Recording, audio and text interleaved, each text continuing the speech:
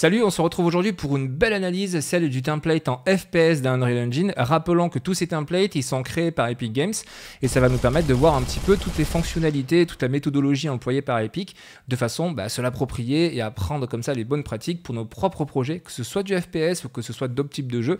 Parce que rappelons qu'une fonction qu'on utilise en FPS, elle n'est pas exclusive au FPS, on peut s'en servir dans n'importe quel autre type de projet. Donc du coup, on part sur notre analyse et je vous rappelle juste un instant, c'est donc ce template là, le first person que nous sommes en train d'analyser. Donc je suis dans le dossier Blueprint et on va attaquer directement par le game mode. Je vois que j'ai un fichier de game mode, ça va me permettre de voir qu'est-ce qui a été modifié dans ce template par Epic Games pour aller justement droit au but. Et nous voyons ici les deux flèches jaunes, là, vous voyez, hop, ça nous indique que justement, il y a une nouvelle classe qui a été renseignée, mais qui a overwrite, qui a écrit par-dessus, qui a écrasé les classes par défaut. Et donc il y en a une qui est le HUD class et l'autre qui est le default pawn class. Donc on a modifié quelque chose de la classe par rapport au HUD, donc l'interface utilisateur, et on a modifié la classe du caractère, donc du personnage qui spawn au début de partie. On va donc analyser tout de suite ceci. Je reviens dans le dossier Blueprint et on va commencer par le first person HUD, donc le HUD. À titre indicatif, pour créer cette classe-là, je vous en ai quasiment jamais parlé, je pense, sur ma chaîne. On vient dans les blueprints, on vient ouvrir ici le All Classes, on tape HUD et on va venir sélectionner ici la classe HUD. Cette classe, il faut comprendre avant que je l'ouvre qu'elle va être du coup automatiquement appelée dès le début du jeu à partir du moment où on est venu la renseigner ici dans le game mode. Donc c'est intéressant parce que ça veut dire qu'on peut mettre du code dedans qui va s'exécuter dès le début. On n'a pas besoin d'utiliser le player controller, on n'a pas besoin d'utiliser quoi que ce soit. Dès le début du jeu, votre script qui sera dans cette classe-là de HUD va être lu et surtout ça va être l'élément principal autour duquel pendant toute la durée de votre jeu, l'interface utilisateur va pouvoir s'articuler. C'est elle qui va tout gérer, vous allez toujours pouvoir communiquer avec elle. Alors c'est pas un tuto dédié à la classe HUD, donc du coup je vais pas trop non plus m'employer à le décrire de A à Z, mais par contre regardons tout de suite ce qui a été fait dedans. J'ouvre ce HUD, juste parenthèse, c'est pas un widget, un widget Blueprint, donc du coup on n'a pas de partie visuel que l'on va pouvoir créer. Par contre, avec des nodes, on peut faire beaucoup de choses. Et là, en l'occurrence, c'est le cas. Qu'est-ce que fait Unreal dès que cette classe va être créée? Cet event, il va être appelé le event receive draw HUD. Autrement dit, le fait de dessiner une interface utilisateur. Et si on regarde la finalité de ceci, on a ici une fonction qui s'appelle draw texture qui va donc dessiner une texture. Et où ça? Eh bien, le target, c'est tout simplement la classe HUD dans laquelle on est en train de travailler. De toute façon, ça ne peut pas être un autre élément qu'une classe HUD, sinon cette fonction n'existerait pas. Donc on laisse la référence à lui-même. Ensuite, on a quoi? On va nous dire quelle texture vous voulez dessiner. Et là, Unreal a renseigné une texture. Et si on clique dessus, on retrouve toutes les textures qui sont dans notre projet. Et si on clique sur la loupe, on voit bien qu'on a une texture qui est donc dans le projet, sous forme de croix comme ça, qui a été importée par Epic, et c'est ça que l'on souhaite afficher. Après, on nous pose des questions, il faut renseigner des paramètres, à savoir screen X et Y. Autrement dit, quelle est la position, ce que nous indique le tooltip, par rapport à l'angle supérieur gauche, que ce soit sur l'axe X, donc sur la largeur, ou sur l'axe Y, c'est-à-dire sur la hauteur. Et on va voir dans un instant comment Epic a fait pour afficher ceci. Et après, d'autres paramètres qui nous permettent de pouvoir définir la taille de ce HUD et définir le positionnement dans la surface qu'on va lui donner, le positionnement de notre HUD. On peut faire plusieurs choses, mais avec les valeurs par défaut, ça va vous afficher en fait au centre de l'endroit que vous avez défini votre texture. Et on regarde ça tout de suite justement, le screen X et screen Y. Comment est-ce qu'on définit l'endroit où on va afficher ça? Nous, on veut que ce soit au centre de l'écran. Le crosshair, à titre indicatif, si vous ne le savez pas, c'est cette petite croix rouge qui nous permet de savoir où on tire. Eh bien, Unreal, ils font ça. Avec cet event ici, ça nous retourne le size X et Y, c'est-à-dire ça nous retourne la taille de l'écran, la taille de la résolution, on va dire, en X et en Y. Du coup, pour centrer, on fait quoi? On divise par 2 l'X et on vient l'envoyer ici. Du coup, on a la moitié de notre écran sur l'axe X, donc on vient taper au centre. Et même chose pour Y, on divise par 2 et on vient ici le mettre. On voit ici qu'on a deux nodes de conversion, tout simplement pour passer une variable de type integer, nombre entier, en type float, c'est-à-dire avec un nombre décimal. On voit quoi ici pour Y, qui a un offset qui a été mis, c'est mis en commentaire ici, de façon à aligner le crosshair avec le projectile. Pourquoi est-ce qu'ils ont fait ce décalage de 20 pixels vers le bas? Tout simplement parce que l'arme, on la tient un petit peu plus basse et que donc le projectile, on va le voir après, il va partir un petit peu plus bas que le centre de l'écran. Et donc pour pas qu'il y ait un décalage trop important, ils ont fait ça. Je vous montre volontairement, je fais un décalage vers le haut pour vous montrer le risque que vous pourriez avoir. C'est-à-dire, vous voyez mon crosshair, il est très haut. Et quand je tire, ma balle est très basse. En fait, c'est pour éviter ça. Là, j'ai volontairement accentué la chose, qu'ils ont fait ce décalage. Donc de 20, la valeur, si elle est positive, ça va vers le bas sur l'axe des Y. Et donc du coup, décalage de 20, ça permet de baisser un petit peu ceci. On remarque au passage qu'il y avait la vérification de savoir si on utilise un casque de réalité virtuelle ou pas. Si on utilise un casque, on ne fait rien, c'est-à-dire qu'on ne dessine pas de crosshair. Par contre, si on n'a pas de casque activé, alors à ce moment-là, on dessine le crosshair. Donc voilà pour la partie de la classe HUD qui est super intéressante et que je vous invite à utiliser. Je reviens maintenant sur le dossier Blueprint, dans le dossier Blueprint, et on va passer à la suite. L'élément principal en fait de notre template qui est le first person character. Tout d'abord, je viens sur le viewport et on va analyser un petit peu tous les composantes qui composent justement ce blueprint. Alors on voit qu'on a plusieurs armes, on voit qu'on a des bras, qu'on n'a pas de jambes et tout. Bon, on va tout simplement voir ça. Déjà, globalement, comment ça se passe dans un FPS? Bien, effectivement, si vous ne voyez pas les autres, il n'y a pas de raison d'avoir un corps avec des jambes alors que vous n'en avez pas l'utilité. Donc du coup, c'est la raison pour laquelle on a uniquement les bras qui apparaissent par défaut. Voilà, on va commencer par ça. Maintenant, on va analyser, on va aller plus en détail. On voit que c'est une classe caractère. La classe caractère, vous la connaissez. Il y a une formation qui est disponible sur ma chaîne YouTube ou même sur le site CréaJV qui vous permettent d'en savoir plus. Il y a 2 ou 3 heures dessus pour aller un petit peu plus précisément dans la classe caractère. On a ici un premier component qui est cette capsule composante que nous avons ici, qui va nous permettre notamment de gérer les collisions avec l'environnement. Nous avons après le Arrow Component. Le Arrow Component, c'est cette flèche bleue toujours qui nous indique en gros où se trouve l'axe des X sur notre personnage, et donc voir dans quelle direction actuellement on est en train d'avancer. On a ensuite le Mesh, qui est réellement un Skeletal Mesh, et on voit ici que quand on est sur un third person, on vient enseigner justement notre Skeletal Mesh ici, et là on voit que c'est laissé libre, c'est-à-dire il n'y a pas d'information. À savoir que on pourrait très bien dans un jeu FPS, si par exemple c'est un jeu qui est en réseau, que face à vous, vous avez d'autres joueurs, ce serait dommage de voir que leurs bras par exemple. Donc à ce moment-là, ce qu'on peut très bien faire pour optimiser un petit peu notre jeu et notre vue, c'est utiliser cette vue-là qu'on a quand on est nous-mêmes dans notre personnage et utiliser par contre ce component Skeletal Mesh dans lequel on mettrait le vrai corps complet du personnage de façon à ce que ceux qui nous voient complètement. Et du coup, jouer uniquement sur la vue de est-ce que c'est mon point de vue, j'affiche que mes bras, ou est-ce que c'est quelqu'un d'autre qui me voit, on m'affiche en entier. Voilà comment ça se passe. Là, en l'occurrence, ils ont pris le parti de ne pas afficher le corps. On n'est pas sur du multi, c'est normal. On a ensuite un autre component qui est le First Person Camera. C'est donc la caméra qui va suivre le personnage. Et qu'est-ce qu'on voit ici? Qu'il n'y a pas de spring arm. On n'a pas cette fameuse perche, vous savez, qui tient la caméra. Et pour cause, c'est normal. On est en vue FPS. Donc il n'y a aucune raison que nos yeux ils se déplacent en arrière. Ça donnerait quelque chose de très bizarre. On verrait justement nos épaules qui n'ont pas de suite. Donc ce ne serait pas super bien. Du coup, pas besoin de spring arm. Il y a directement la caméra. En fin de cette caméra, on a un nouveau component qui est à nouveau un Skeletal Mesh, qui a été appelé Mesh 2P, mais c'est juste le libellé. Si je fais F2, je peux renommer ça sans problème. Donc ce Skeletal Mesh, cette fois-ci, on a les bras qui sont ici, qui sont surlignés en jaune. Donc ça va nous permettre d'avoir notre animation de personnage. C'est pas tout le corps complet, c'est uniquement les bras. Et si on regarde à droite, on voit bien qu'on a une animation blueprint de bras. C'est-à-dire que c'est pas parce qu'on n'a pas tout le corps qu'on n'a pas tout un jeu d'animation qui va se faire pendant la partie. Donc on a bien ça. Élément enfin de ce mesh, on a ici le gun qui est à cet endroit-là. Donc vous voyez, c'est pas le même skeletal mesh, on n'a pas le pistolet qui est en même temps avec les bras, non, ce sont deux meshs séparés, si ce n'est qu'on les a attachés, on va le voir dans un instant. Ce gun, c'est aussi un skeletal mesh par défaut. Bien souvent, les armes sont des skeletal mesh, c'est-à-dire que vous avez des animations quand vous tirez, vous avez des éléments qui bougent sur votre arme, etc. Vous avez un chargeur qui tombe, bref. Bien souvent, les armes sont des skeletal mesh.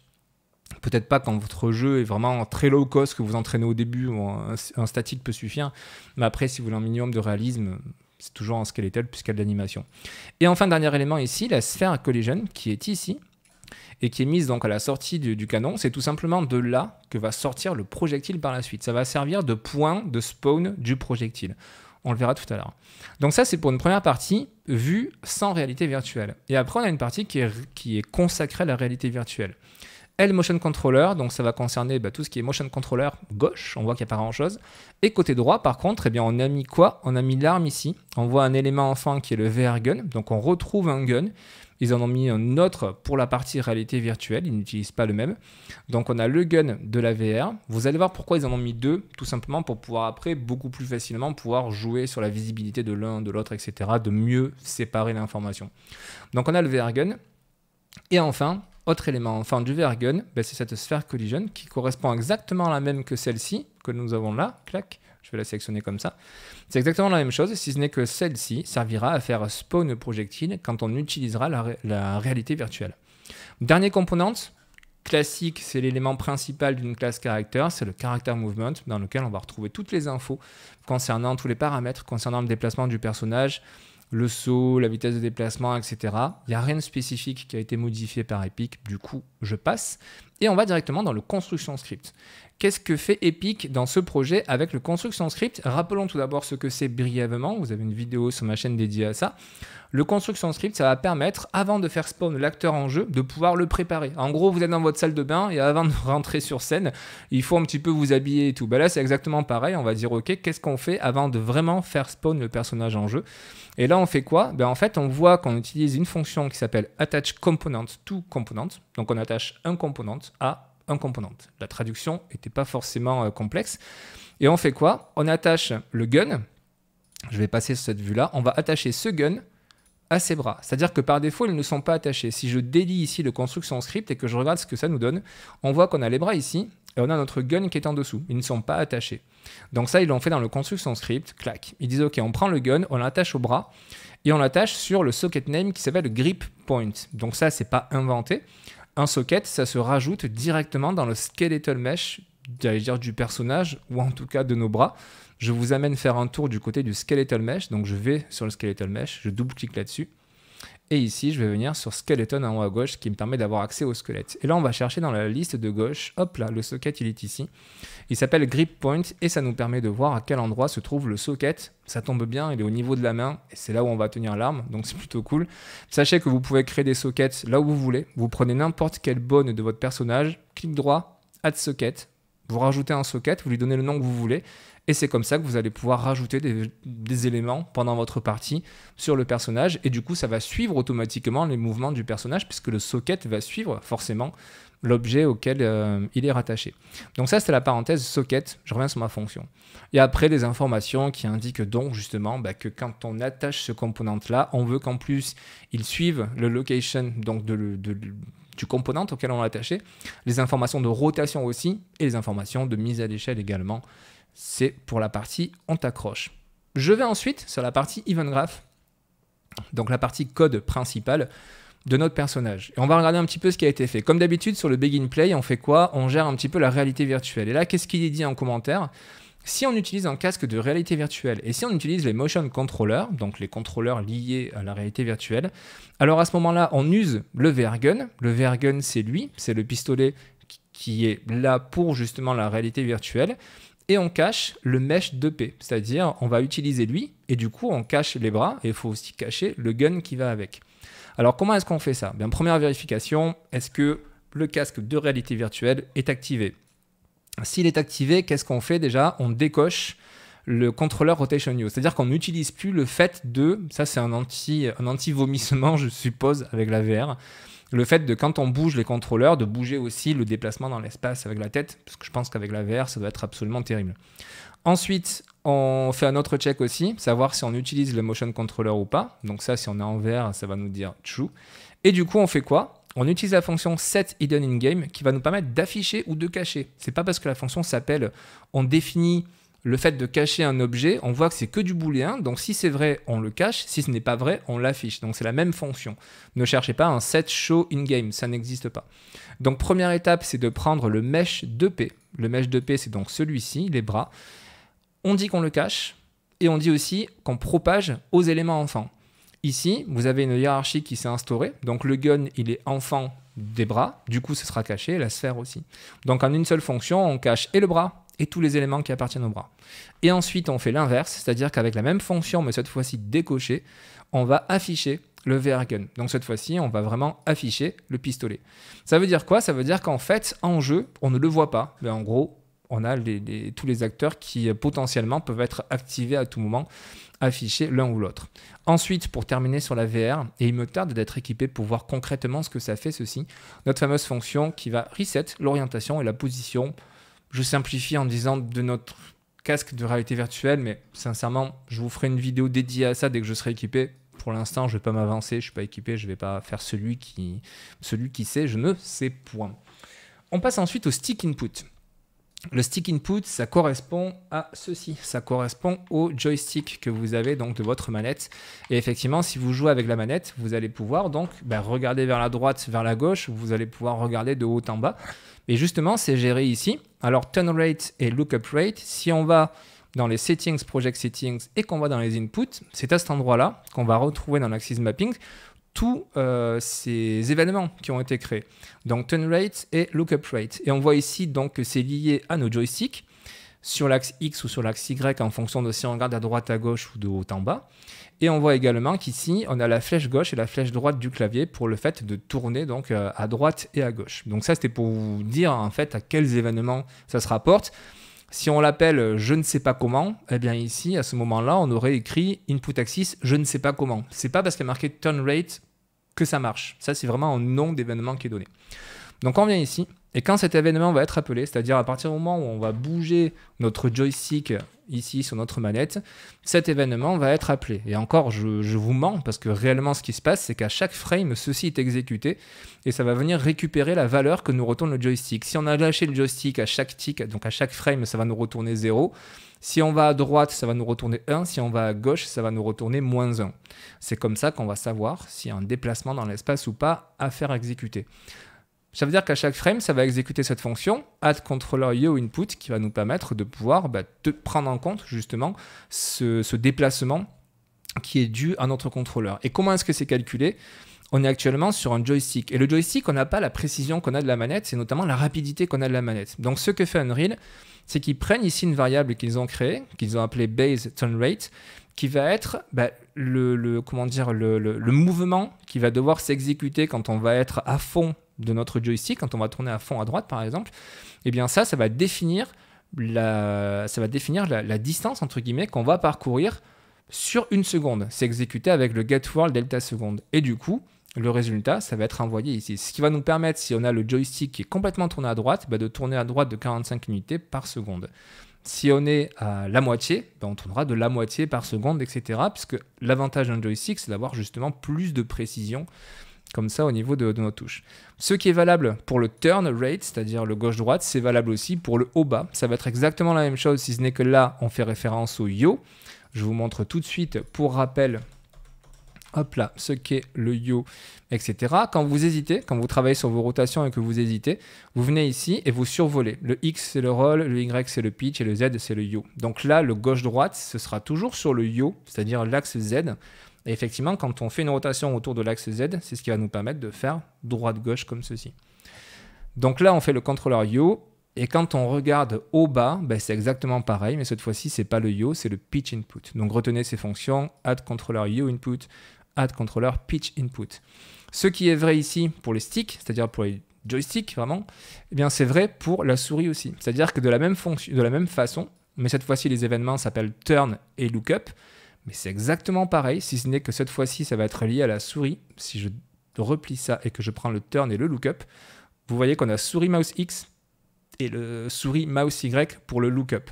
Parenthèse ici, le mouse Y, il est inversé par défaut, il y a -1. Ça nous permet d'inverser en fait la donnée. C'est-à-dire que quand on va aller vers le haut avec la souris, quand on va avancer entre guillemets avec la souris, ça va donner l'effet inverse de ce qu'on voudrait au départ. C'est-à-dire que par défaut, mon projet, quand je fais play, hop là, et que je monte ma souris, si vous voulez, ça me fait regarder vers le haut. Si je descends ma souris, ça me fait regarder vers le bas. Si on vient ici modifier ces valeurs, je vous en parle parce qu'on m'a posé la question récemment en commentaire de vidéo. Si on laisse 1, eh bien ça va faire l'effet inverse. Quand je vais monter ma souris, ça va descendre. Quand je vais descendre ma souris, en tout cas la ramener vers moi, ça va remonter. Donc il suffit de venir jouer ici sur les préférences et de faire la chose inverse. Ok. Maintenant qu'on a ça, même chose. C'est-à-dire qu'à chaque frame, ça va retourner la valeur. Si on ne bouge pas la souris, ça retourne 0. Si on bouge la souris, ça retourne 1 ou -1 en fonction de si on monte, descend ou si on va à droite, à gauche. Et du coup, ça applique les mouvements qu'il faut à notre contrôleur. Ok, on descend ensuite. On a le jump ici. Le jump est tout simple. Là, pareil, je ne vais pas aller en détail. Vous avez tout dans ma formation qui est dédiée justement au personnage. Donc juste, vous avez une fonction jump et stop jumping qui existe dans Unreal. Quand on va appuyer sur la touche qui nous permet de sauter, ça jump. Quand on va la relâcher, ça dit à Unreal, ok, on a fini de sauter. Pour faire simple, vous avez une formation sur ma chaîne pour ça, donc n'hésitez pas à aller dessus. Ensuite, avant de passer au projectile, qui est la partie finale ici en bas, on va revenir à cet endroit-là. Et qui nous dit quoi? Qui nous dit, hop, cette fois-ci, ça va vraiment être par rapport au mouvement. Jusqu'à maintenant, on était sur la caméra, si vous voulez, sur les contrôleurs. Là, ça va être vraiment le mouvement du personnage. Est-ce qu'on se déplace ou pas? Du coup, on nous dit quoi? Movement input, if using an HMD, movement is based off HMD location. Alors, c'est parti, on va analyser les nodes un par un. Donc tout d'abord, on a un node, même chose. Le move forward, c'est sur notre événement de touche. Z pour avancer, S pour reculer, et si on appuie sur aucune touche, ça retourne 0, et donc ceci est exécuté à chaque frame. Du coup, qu'est-ce qui se passe si on avance? On fait ici, on voit qu'il y a une vérification, c'est ce qu'on nous dit ici, on fait une vérification, savoir si on a le casque de réalité virtuelle qui est activé ou pas. S'il est activé, à ce moment-là, on est ici sur le True, et ça veut dire que la direction qu'on va prendre pour avancer va être prise sur le First Person Camera, c'est-à-dire le First Person Camera qui est ici, la caméra qui est présente en jeu. Donc c'est ce qui va nous servir de base pour pouvoir nous déplacer. On récupère son Get Forward Vector, c'est-à-dire on récupère la direction dans laquelle elle est en train de regarder, et c'est l'information qu'on rajoute ici dans le Add Movement Input à chaque seconde. C'est-à-dire qu'à chaque seconde, à chaque frame, on va prendre la direction vers laquelle est tournée la caméra, et on va aller vers là-bas. Donc ça, c'est en mode réalité virtuelle. Et si c'est pas en mode réalité virtuelle, c'est le false qui sera retourné ici. Et le false, on lui dit quoi? On prend le Get Actor Forward Vector. C'est-à-dire que cette fois-ci, on ne se base pas sur la caméra, on se base vraiment sur l'acteur. On ne prend pas uniquement ce component, on prend vraiment la globalité de notre acteur pour savoir dans quelle direction il est tourné dans l'univers 3D avec le Get Actor Forward Vector. Et on prend cette direction-là pour lui donner donc sa direction. Même chose en dessous pour le Add Input Axis Move Right, si ce n'est que cette fois-ci, c'est pas pour aller vers l'avant, mais c'est pour aller de droite à gauche. Même chose, on fait une vérification, savoir si on a le casque de réalité virtuelle activé ou pas. S'il est activé, à ce moment-là, on prend comme point de départ le First Person Camera. Et s'il n'est pas activé, on prend le Get Actor Right Vector pour savoir donc où est la droite entre guillemets de l'acteur pour pouvoir le déplacer vers là-bas. Je crois que j'ai dit forward vector, là je suis pas sûr, mais c'est bien prendre la première personne, prendre la caméra à la première personne et prendre son right vector puisqu'on veut aller à droite ou on veut aller à gauche pour se déplacer. Et donc avec le Add Movement Input, ça va nous permettre de nous déplacer. Là aussi, je serais assez curieux de prendre un casque de réalité virtuelle pour tester ça, parce que je vous avoue que je vois pas trop la différence comme ça à vue de nez entre prendre le Get Actor Right Vector ou Forward Vector et celui de la caméra quelque part, parce que de toute façon la caméra, quand on est en jeu, le personnage il tourne avec je sais pas, il faut vraiment que je teste avec la réalité virtuelle. On va donc maintenant passer à la partie avec le spawn projectile. Ici, c'est donc vraiment quand on va tirer qu'il va se passer quelque chose. Même chose, on a un événement ici qui a été créé dans les project settings, qui va être dans l'action mapping cette fois-ci, c'est le fire ici. Donc quand on va cliquer sur le bouton gauche de la souris ou sur tous ces éléments-là, on pourra donc gérer le fait de tirer. Donc on le voit, input fire, et pareil pour la VR avec l'input touch. Ok, qu'est-ce qui va se passer du coup? On voit, première action ici, on fait un montage play, c'est-à-dire qu'on va jouer une animation de tir au moment où on va tirer. Cette animation, elle est là, on voit le montage qui est ici, le first person fire, qui est l'animation des bras en fait qui prennent comme ça le recul. Et ici, en target, il faut renseigner quoi? Il faut prendre l'animation blueprint qui est en cours d'instance, c'est-à-dire quand on prend ici le first person camera, qu'on vient ici, on a le mesh 2P, ça ira mieux. On a l'animation blueprint qui est ici. C'est l'instance de cette animation blueprint auquel on vient faire référence ici. Et donc, on joue ce fameux montage. Ça va permettre de jouer cette animation. Tout de suite après, on utilise la fonction Spawn Actor First Person Projectile, qui est le dernier élément qu'on va regarder. Donc, c'est vraiment le projectile qui va sortir. On va voir dans un instant comment est-ce qu'on indique à quel endroit exactement ce projectile doit sortir pour qu'il puisse partir dans la bonne direction. Et enfin, on joue un son qui est le son en fait, de la détonation entre guillemets de l'arme qui est joué avec comme endroit du son, parce qu'on voit qu'on a un play sound at location. Cette fonction nous permet de jouer un son mais qui tient compte de l'environnement 3D, c'est-à-dire que si le son est joué plus loin, dans le casque on entendra justement jouer plus loin. Attention, ça c'est disponible uniquement pour les sons qui sont non pas en multi mais en jeu solo. Donc ça, on a cette logique qui est donc, je la reprends, quand on appuie, on joue notre animation de recul comme ça d'arme, on fait spawn notre projectile qui part instantanément et on joue un son. Il nous reste à définir ceci, à savoir à quel endroit est-ce qu'on fait spawn le projectile. Et là, vous voyez qu'il y a pas mal de code qui est mis en place. En fait, c'est pas hyper complexe. La première chose ici qui est à regarder, savoir est-ce qu'on utilise les motion controllers. Autrement dit, est-ce qu'on est en VR ou pas à nouveau. Si on est en VR, alors on fait quoi? Le code, il est juste en dessous. On récupère le VR marker qui est cette sphère-là, la sphère collision qui sort du canon de l'arme qui est dédié donc à la VR. On récupère le wall transform, c'est-à-dire les informations de location, de rotation et de scale. On vient ici, vous voyez, faire un break. Et en fait, il sert à quoi ce break? Ben, il sert tout simplement à dire, OK, je récupère de cette sphère collision les infos de location et de rotation. Par contre, son scale, je ne veux pas en prendre en compte. Le risque de faire ça, je vais prendre la sphère, on va regarder le scale. Voilà, vous voyez, le scale a été modifié, c'est-à-dire quand Epic a mis cette sphère collision ici pour pouvoir faire sortir donc l'arme, ils ont modifié le scale pour réduire cette sphère pour qu'elle rentre entre guillemets dans le canon. Donc là, le scale, on le voit, il est à 0.11. Ce qui veut dire que dans notre code ici, si on avait utilisé vraiment le transform de la sphère, eh bien le projectile, quand il va spawn, il aurait eu une échelle de 0,11 au lieu de sa taille normale. Et donc du coup, on aurait eu une balle extrêmement petite. C'est la raison pour laquelle ils ont fait un break, puis ils ont refait un transform en récupérant uniquement le location et le rotation, et en laissant un scale à 1. Ça permet ici, en renseignant cette information, d'avoir un projectile qui spawn à la bonne taille. Donc ça, c'est le cas de la motion, du motion controller activé, donc de la VR. Si ce n'est pas le cas, dans le select ici, le false, comment est-ce qu'on a calculé l'endroit où on doit faire spawn de projectile? Bien, c'est ici. On a ici un get world location de notre sphère collision. Donc cette fois-ci, on retravaille non pas sur la VR, mais sur l'autre. Donc c'est la première sphère collision qui est ici. Donc on récupère la position dans l'univers 3D de ceci.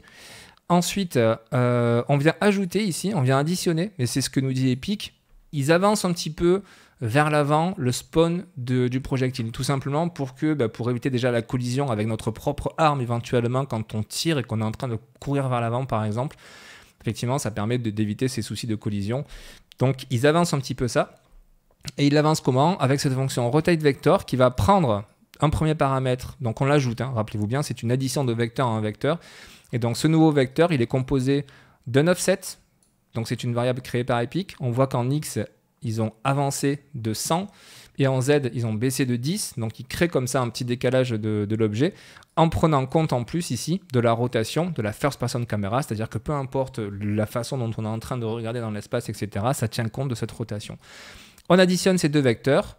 Ça nous permet de créer avec le make transform un nouveau transform, donc la combinaison de location, rotation et scale, en laissant le scale à 1, tout comme on l'a vu précédemment, pour que notre projectile sorte de la bonne taille. Et le résultat, boum, il se met ici dans le spawn transform. Ça nous permet donc de sortir la balle comme ça, avec le bon scale au bon endroit en tout cas, et dans la bonne direction aussi, parce qu'il faut vraiment que le projectile, on va le voir dans un instant, soit quand il spawn dans le bon sens, c'est-à-dire qu'il suit bien la bonne rotation pour partir dans le bon sens. Parce que si on ne lui gère pas sa rotation, le projectile pourrait partir vers le haut.